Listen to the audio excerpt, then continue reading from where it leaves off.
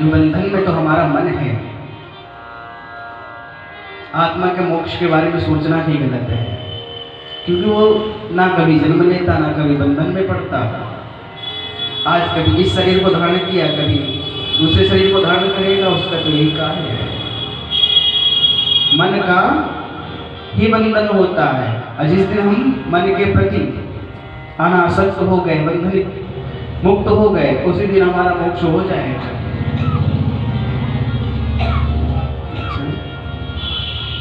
मोह रहो रसिका भू भाव का, बोले किसके लिए बना है? बोले रसिका भू भाव का, रसिक और भावों के लिए। बोले व्यास जी ने हम लोगों के लिए नहीं बनाया, सिर्फ रसिक और भावुकों के लिए बना दिया। बोले महाराज, पानी की कीमत वही जानते हैं जो प्यासे होते हैं, और जो प्यासा ही नहीं हो पानी की कीमत जानेगा कैसे? मतलब कहना क्या चाहते हैं आप? बोले मान लीजिए कोई व्यक्ति है, पानी पीकर घर से आए हैं, रास्ते में प्याऊ लगा हो, पिला रहे हैं, भैया आइए पानी पी लीजिए, क्या वो पानी पीने जाएगा? अगर हठात बुला भी लिया गया तो पूछेगा महाराज पानी कहाँ से भरते हो? तो ये क्या है कि जल का है? बोले महाराज कुएं का। अच्छे बताओ, छानते वानते हो कि ऐसी भर लेते हो? बोले महाराज छान कर भरते हैं। रोज ताजा भरते हो ना? बोले हाँ महाराज ताजा भरते हैं। बोले पानी खारा तो नहीं है? नहीं महाराज बिल्कुल स्वाद जल है, बिल्कुल मीठा है, ताजा है, छान कर भरते हैं, घड़ा रोज भूलते हैं। तमाम तरह के प्रश्न कर डालेंगे। अगर वही व्यक्ति रेगिस्तान में फंस जाए, दूर दूर तक पानी दिखाई ना दे रहा हो, और वहां पर कोई पानी पिलाने वाला पहुंच जाए, ना उससे ये पूछे कि तुम पानी छान कर लाए हो कि धुल कर लाए हो, कहाँ का पानी है, कैसा पानी है, खारा है कि मीठा है, भैया पानी पिला दे। क्योंकि जो रसिक है ना, जो भावुक है ना, वो कृष्ण कथा के तुरंत श्रवण करने के लिए चले आते हैं, दौड़ते चले आते हैं। वो तो जगह जगह खोजते हैं कि हमें भागवत कथा श्रवण करने को मिले, और हम भगवान की कृपा से हम लोगों को श्रवण करने को भी मिल जाती है, तो हम भी टाइम नहीं निकाल पाते। 3 घंटे बैठेंगे, टाइम ज़्यादा हो रहा है ना, ट्रेन से भी डेस्टिनेशन। दूसरे श्लोक में बड़ा, तीसरे श्लोक में बड़ा सुंदर उन्होंने भागवत पेय, तीसरा श्लोक पेय कहा गया है। भागवत को पीना चाहिए, श्रवण नहीं करना चाहिए। जब हम जिस चीज को पिएंगे वो हमारे हृदय में विद्यमान हो जाएगी, उसे हम पीना बोलेंगे। एक सुवर्णकार था, उसने बड़ी सुंदर वशिष्ठ जी की मूर्तियां बनाई, 40-40 किलो की 2 मूर्ति बनाकर तैयार की, और नुमाइश मैदान में रख दिया। लोग जब आए, बोले कि मूर्ति की कीमत क्या है? बोले एक की ₹1,00,000, एक की ₹500 है। बोले ₹1,00,000 की तो सोने की होगी क्या वो? नहीं, बोले सोने की नहीं है, बिल्कुल पीतल की है। 40 किलो सोना उस 40 किलो पीतल उसमें है, 40 किलो पीतल इसमें भी है। दोनों मूर्ति मैंने बनाया है अपने हाथों से। देखने लगे कुछ वशिष्ठ जी की ही है, नाग देख रहे हैं, आंखें देख रहे हैं, कुछ इसमें डिफरेंट तो नहीं है, नहीं वही चीज है। कई लोग मूर्ति उल्टा करके सीधा करके देखते फिर रख देते, बोले जो है। वहीं से संत गुजर रहे थे, देखा स्वर्णकार को 1-2 बार सत्संग में भी देख चुके थे वो। क्योंकि जो सत्संग करने वाले होते हैं ना, उनकी मुखमंडल की आभा बता देती है कि सत्संग के इच्छुक हैं, सत्संग किए हुए व्यक्ति हैं। मुखमंडल की शोभा ही बताती है कि सत्संगी हैं। संत गए, हम तुम्हारी मूर्ति का परीक्षा लेंगे। बोले अच्छा लीजिए महाराज। उन्होंने एक सुतली निकाली, उसको बटकर सीधा किया, एक मूर्ति कान में डाला तो शैतान से निकल गई। बोले ये मूर्ति 500 रुपए की है। दूसरी मूर्ति के कान में डाला, जैसे वो मूर्ति के कान डाला ऐसे चित्र बना हुआ तो सीधे अंदर चली गई। बोले ये मूर्ति आपकी ₹1,00,000 की। तो ठीक पहचाना महाराज। कहने का तात्पर्य ये है जिस चीज को हम श्रवण करके निकाल देते हैं, हम 500 रुपए वाले व्यक्ति रहेंगे फिर तो। और जिस चीज को श्रवण करके सीधे हृदय में उतार दें भगवान की कथा को, तो फिर हम लाख रुपए के व्यक्ति बन जाते हैं। प्रेज जय श्री कृष्ण। आइए हम उसी पवित्र पावन नैनी सारण तीर्थ में चलते हैं, जहाँ 88,000 ऋषि विराजमान हैं। उन सब ऋषियों के मध्य में सौनकादि ऋषि प्रश्न करते हैं, उनका यथोचित उत्तर शिशु जी महाराज देते हैं। उन ऋषियों ने आज मानव कल्याण के लिए 6 प्रश्न किए।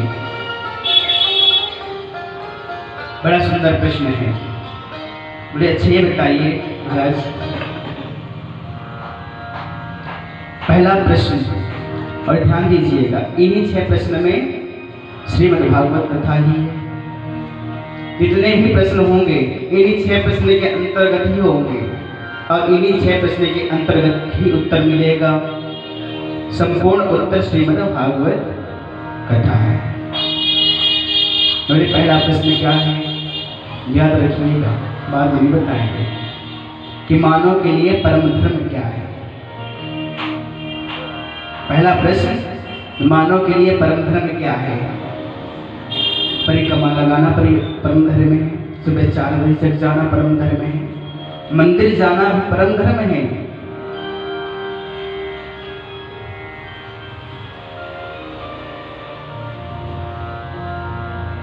और ये सब व्यक्ति की तरफ से, सब ऋषियों की तरफ से यही ऋषि प्रश्न कर रहे हैं, सौनकादि ऋषि।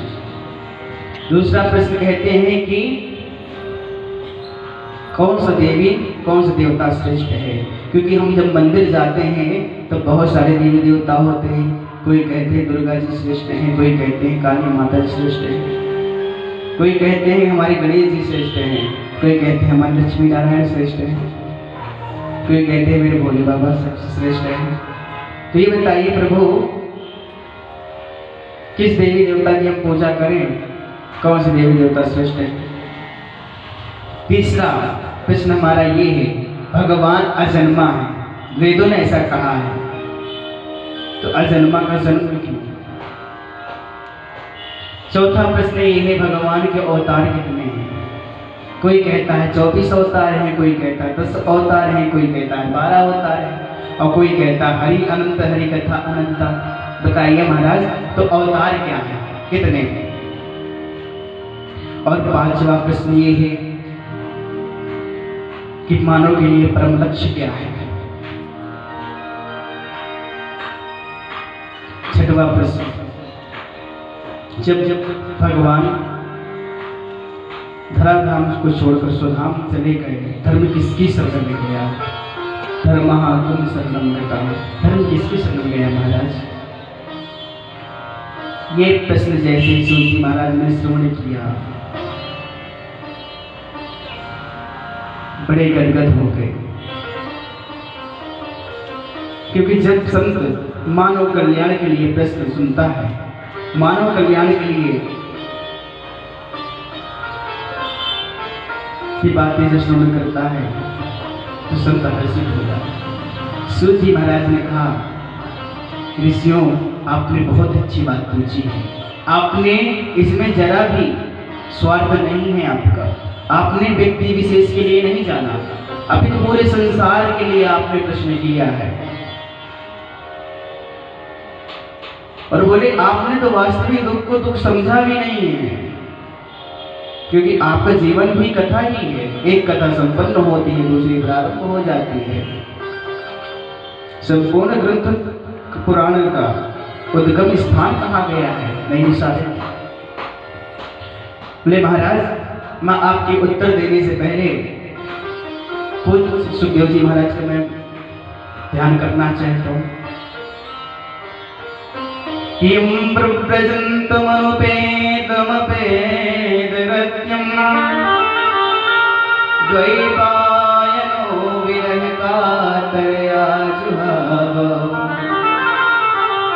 पुत्रेति तन्मयतया सर्वो विनेदो तं सर्वभूतहृदयं मुनिमानतोऽस्मि। भगवान सुखदेव जी का चरित्र कैसा है? सुखदेव जी ऐसे वैसे नहीं है। ये गोलोक धाम में विचरण किया करते थे। किशोरी श्री राधा रानी जी के परम लाडले भक्त हैं। मैंने कल आपको सब लोगों को श्रवण कराया, हमारी लाडली की भक्ति बहुत श्रेष्ठ है, लोग ही कर पाते हैं, क्योंकि इनकी भक्ति सबसे सरलतम है, करुणामयी है ना। अपने भक्तों की परीक्षा नहीं लेती है। बंसी वाला टेढ़ी टांग वाला तो परीक्षा बहुत लेता है। प्रेम से जय श्री कृष्ण। वो तो उसकी भक्ति करना भी टेढ़ी परीक्षा भी लेता है ना, टेढ़े तरीके से। कोई सही, कोई खरा उतर पाता है इसकी परीक्षा में। लेकिन हमारी लाडली जी की भक्ति में बहुत सरलतम भक्ति है। गोलोक में विचरण किया करते थे भगवान की आज्ञा से लाडली जी ने एक बार सुखदेव जी से कहा, सुखदेव